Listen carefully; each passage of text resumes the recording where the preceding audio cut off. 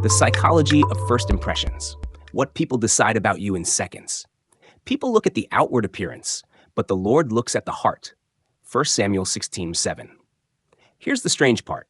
While God sees your heart, people usually don't. Your brain starts forming opinions about someone within seconds of meeting them.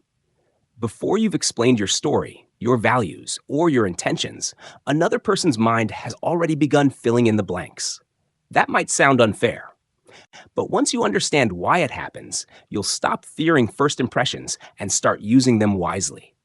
Your brain is incredibly efficient. Every day, it's flooded with more information than it could ever process consciously. So instead of analyzing everything from scratch, it creates shortcuts. Psychologists call these heuristics, mental shortcuts that help you make quick decisions. When you meet someone new, your brain immediately notices things like facial expressions, posture, eye contact, clothing, tone of voice, and even how quickly they respond. None of these reveal who a person truly is, but your brain treats them as clues because throughout human history, making fast judgments often meant staying alive. Thousands of years ago, your ancestors couldn't spend an hour deciding whether a stranger was friendly. A few seconds had to be enough. That ancient survival system still lives inside your brain today, even though most of the strangers you meet are coworkers, classmates, or people standing beside you in line for coffee. One of the most fascinating discoveries in psychology is something called the halo effect. It works like this. If your first impression of someone is positive, your brain starts assuming other positive things about them. If someone seems confident, you may also believe they're intelligent. If they appear kind, you might assume they're trustworthy. One positive trait casts a halo over everything else. The opposite also happens. A poor first impression can unfairly color everything that follows. This isn't because people are irrational. It's because your brain prefers a consistent story over constant uncertainty. Researchers at Princeton University found that people often form impressions from faces in a fraction of a second. What's remarkable isn't just how fast these judgments happen, it's how stubborn they can be. Once your mind builds a story, it naturally looks for evidence that confirms it. Psychologists call this confirmation bias. Imagine meeting someone who seems unfriendly because they barely smiled. Later, even when they do something thoughtful, your brain might dismiss it as unusual. But if they seem warm from the beginning, you'll probably interpret the exact same behavior much more generously. Your first impression becomes the lens through which everything else is viewed. That's why first impressions matter. Not because they're always correct, because they're surprisingly difficult to erase.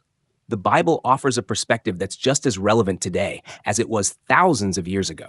Again and again, Scripture reminds people that appearances can be misleading. When the prophet Samuel searched for Israel's next king, he assumed the strongest and most impressive-looking son would be God's choice. Instead, God chose David, the overlooked shepherd nobody expected. People judged appearances. God judged character. That story isn't telling you that appearance doesn't matter. It's reminding you that appearance isn't the whole story. The challenge is that most people don't have the ability to immediately see your heart. They only experience what you consistently communicate. That's actually encouraging, because many parts of a first impression are within your control. Think about someone who immediately puts you at ease. Chances are, it isn't because they're the most attractive person in the room. They probably make eye contact. They listen instead of waiting to speak. Their face matches their words. They seem genuinely interested instead of trying to impress anyone. These small behaviors send powerful signals. Neuroscience helps explain why. Your brain contains specialized networks that constantly read social cues. Long before you're consciously thinking, your nervous system is asking questions like, is this person safe? Can they be trusted? Do they understand me? This process is largely emotional before it becomes logical. That's why you can sometimes feel comfortable around someone without knowing exactly why.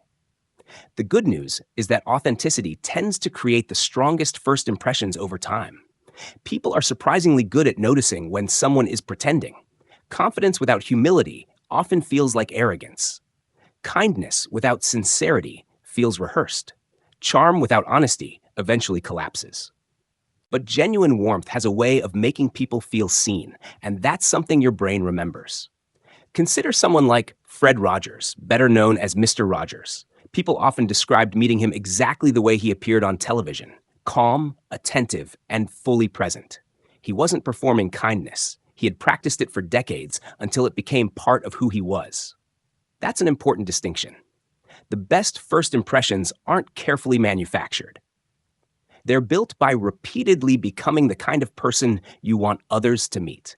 Interestingly, psychologists have also found something called the primacy effect.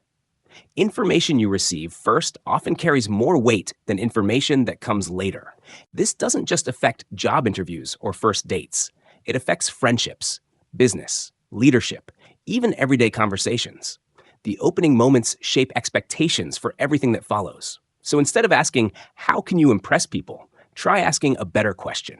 How can you make people feel respected? Those are completely different goals. One seeks admiration, the other builds trust. And trust almost always lasts longer. Of course, there's another side to this conversation. You've probably misjudged someone before. Maybe someone seemed quiet and you assumed they were unfriendly. Maybe someone looked confident but turned out to be deeply insecure. Maybe someone appeared ordinary but became one of the wisest people you've ever known. Remembering this keeps your own first impressions humble. Your brain makes quick guesses. Your character chooses whether to keep an open mind. That's where wisdom begins. So here's something simple you can practice today. The next time you meet someone, slow down just enough to smile genuinely, make eye contact, and give them your full attention for the first minute. At the same time, remind yourself that your first impression of them is only the first chapter, not the whole book, because every person you meet is carrying a story you can't see yet.